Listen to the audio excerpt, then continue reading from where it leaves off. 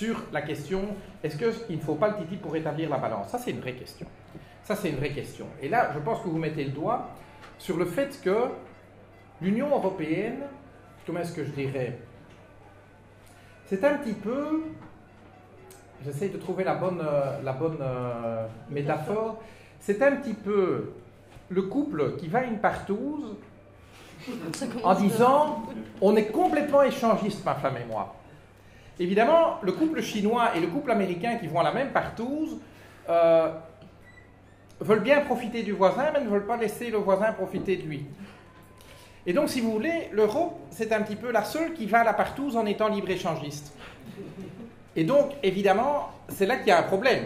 Parce que, ou bien on est libre-échangiste et tout le monde profite de tout le monde, ou alors il y en a qui se font niquer plus volontiers que d'autres. Et donc là, enfin, on peut aimer ça, mais moi, c'est...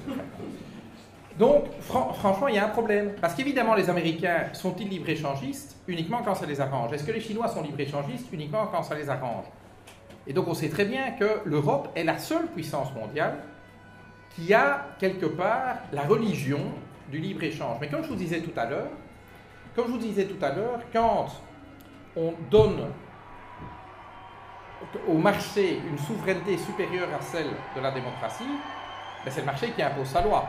C'est plus le peuple qui impose sa loi. Enfin, si la démocratie, c'est le gouvernement du peuple, par le peuple, pour le peuple, c'est quelque part incompatible avec le fait que c'est le gouvernement du peuple par les entreprises, pour les entreprises. Et donc là, en effet, vous posez la bonne question. Alors, ou bien on va vers du libre-échange avec les États-Unis pour obtenir quelque part un level playing field, comme on dit. Mais alors, ça suppose une démocratie transatlantique qui n'existe pas.